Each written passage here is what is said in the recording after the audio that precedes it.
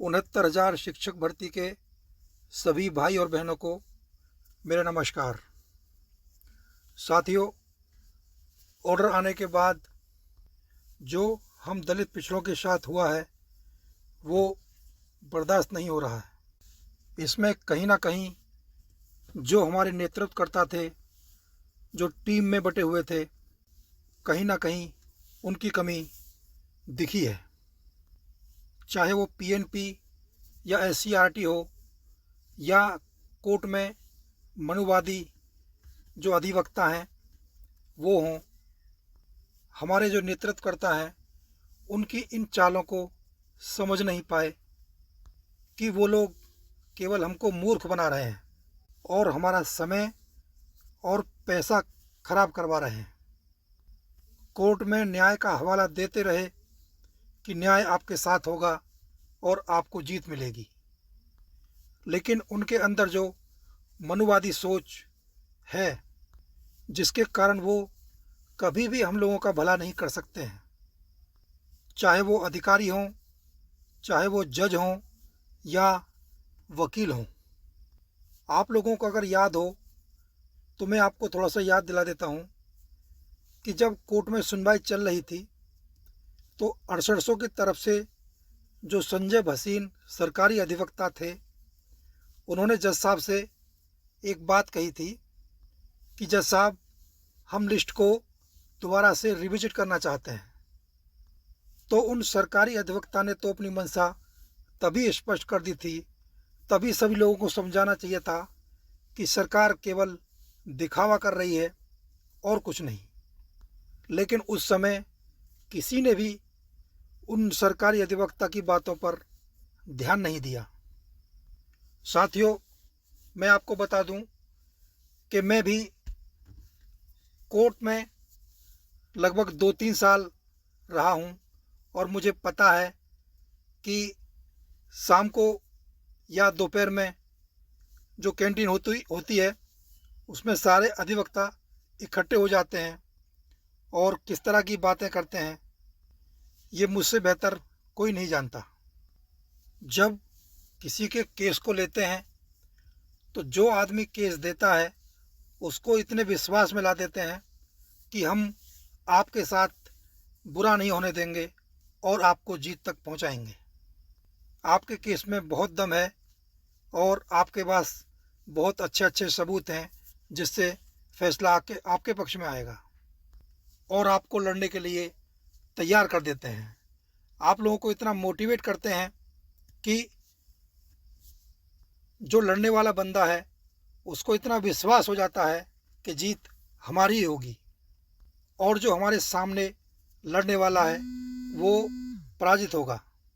लेकिन जब वही अधिवक्ता, वकील पक्ष विपक्ष के कैंटीन में बैठते हैं तो सारी बातें यही करते हैं कि हमें क्या करना है और क्या नहीं करना है। तो साथियों, हमारे बताने का मतलब यही है कि ये कोई ऐसे वकील नहीं थे कि कोई छोटा मोटा केस है जिसको ये लोग लड़ रहे हैं। ये एक आरक्षण का केस था और हमारे जो वकील थे वो मनुवादी थे। वो भले ही हमारे नेतृत्वकर्ताओं के सामने बात भली अच्छी अच्छी करते थे कि हम आपके पक्ष में फैसला दिलाएंगे, हम आपके पक्ष में फैसला दिलाएंगे, लेकिन उनकी जो मनुवादी सोच थी वो सब लोग एक हो गई और सारे अधिवक्ताओं ने मिलकर हम दलित पिछड़ों के साथ धोखा किया है। हमारे सभी साथी इतना टूट चुके हैं कि उठने की हिम्मत नहीं हो रही है।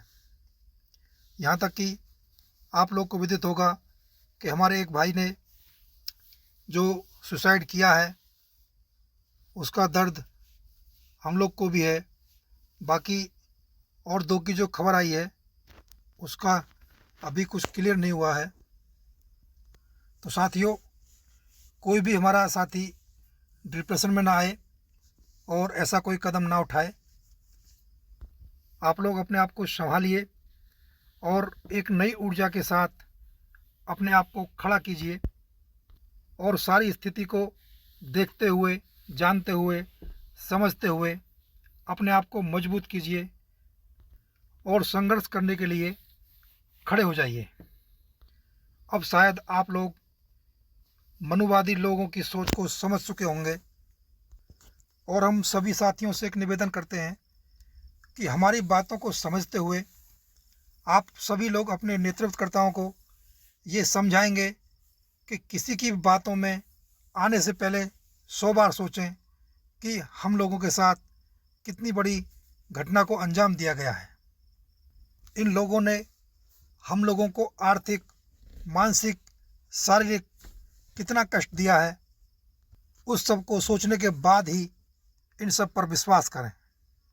आप लोग जानते होंगे इन मनुवादी वकीलों ने कितना सारा पैसा हम लोगों से लूट के खाया है। कई कई लाख रुपया हम लोगों का इकट्ठा करके इन लोगों ने लूटा है और हम लोगों को बेवकूफ़ बना के फैसला अपने जनरल के पक्ष में दिलाया है। ऑर्डर कहीं से भी नहीं लगता है कि ये एक संवैधानिक कोर्ट का फैसला है। पूरे ऑर्डर में केवल एक मनुवादी सोच का ही चित्र दर्शाया गया है। साथियों, ये हम लोगों के साथ बहुत बड़ी साजिश की गई है। जैसा कि आप लोग सब जान चुके होंगे कि लिस्ट रिविजिट करने और ओवरलैप को बैक करने का मतलब क्या है। एक तरफ तो आंसर की के ऑर्डर को इतना दिन हो गया, उसको फॉलो करने के लिए तैयार नहीं है बेसिक अधिकारी, और इसको आए हुए 2-3 दिन भी नहीं हुआ और तुरंत इस पे बाइट आने लगा कि हम माननीय न्यायालय का ऑर्डर फॉलो करेंगे। साथियों, अगर लिस्ट रिविजिट होती है तो आप लोग इसका मतलब जानते हैं कि आप लोगों को तो रिव्यू किया ही जाएगा और आने वाली जितनी भी भर्ती होंगी, हमारी आने वाली पीढ़ी, हमारे छोटे भाई बहन जो आज संघर्ष करके दिन रात पढ़ाई करके इस मुकाम तक आना चाहते हैं, उनके साथ भी यही होगा, आरक्षण का नियम लागू नहीं किया जाएगा। तो साथियों, हम लोगों का कर्तव्य बनता है कि हम लोग इस मुहिम को आगे बढ़ाएं और अपने संघर्ष के लिए खड़े हो जाएं।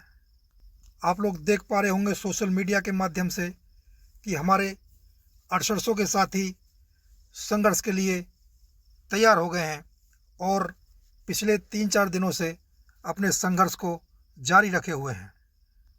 तो हमारी सभी साथियों से निवेदन है, 69,000 शिक्षक भर्ती में जितने भी साथी हैं, आप लोग भी अपने संघर्ष को जारी करने की कोशिश कीजिए और जिस तरह से 6800 के साथी अपने संघर्ष को कर रहे हैं और उनके जितने भी लोग हैं, हम उनसे भी निवेदन करेंगे कि आप लोग संभलिए, उठकर खड़े होइए और जो आपके साथी लखनऊ में संघर्ष कर रहे हैं, आप उनका साथ ज़रूर दीजिए।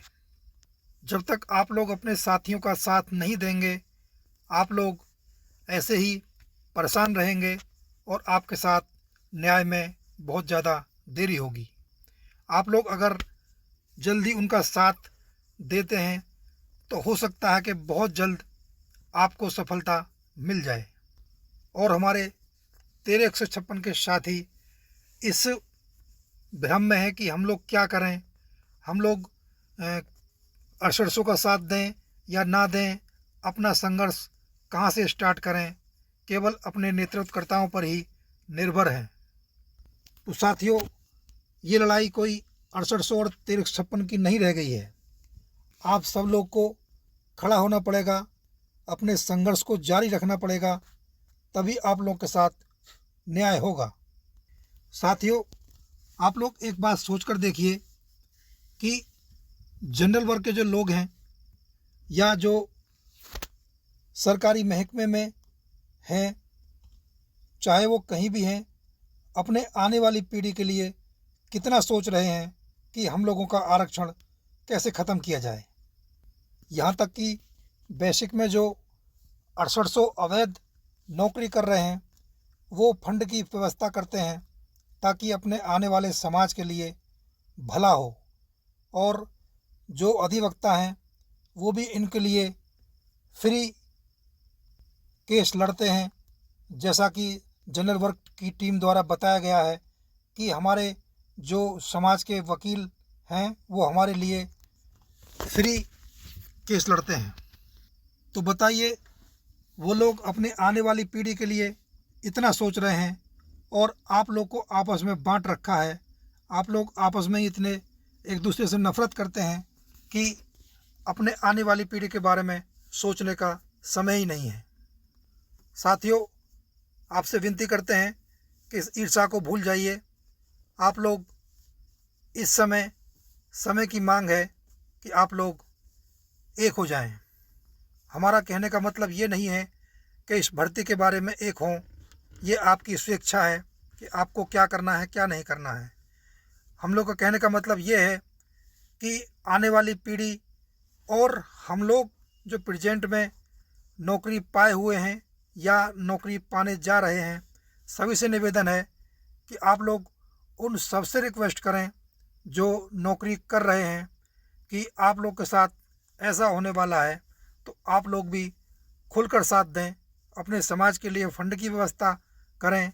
हमारा कहने का मतलब जो लोग नौकरी कर रहे हैं, SC ST OBC जो भी लोग नौकरी कर रहे हैं बेसिक में इस समय 69,000 भर्ती में, उन लोगों का भी कर्तव्य बनता है कि अपने भाइयों के लिए जो आप संघर्ष कर रहे हैं, आप उनके लिए थोड़ी थोड़ी फंड की व्यवस्था कीजिए। आप लोग सहयोग करेंगे तो लड़ने में आसानी होगी, नहीं तो आने वाला समय आपके लिए भी घातक सिद्ध होगा। आप लोग ये मानिए कि ये जो लड़ाई लड़ी जा रही है, ये आपके लिए भी होगी और हमारे लिए भी होगी।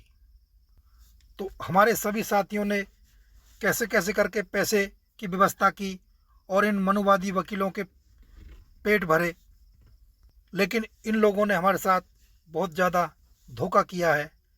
हम जानते हैं कि हमारे साथियों के साथ इतना अन्याय हुआ है कि अब बिल्कुल हिम्मत नहीं पड़ रही है कि पैसे की व्यवस्था करके हम अपने संघर्ष को जारी रख सकें।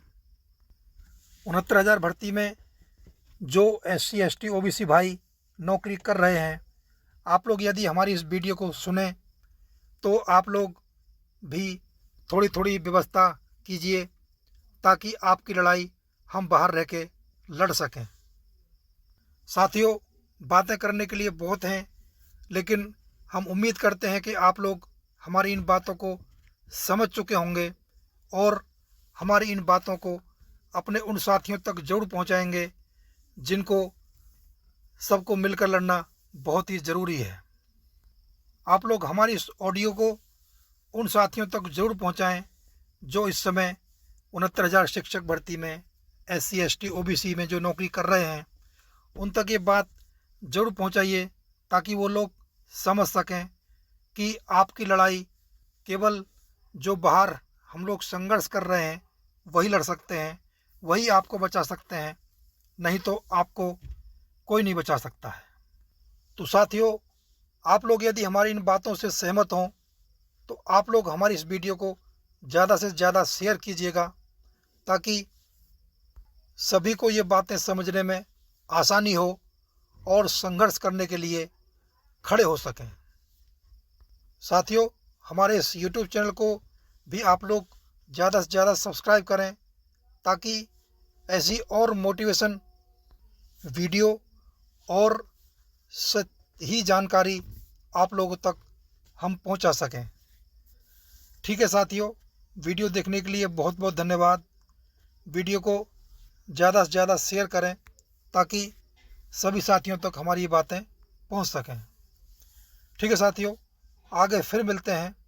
तब तक के लिए जय भीम, जय भारत, जय संविधान।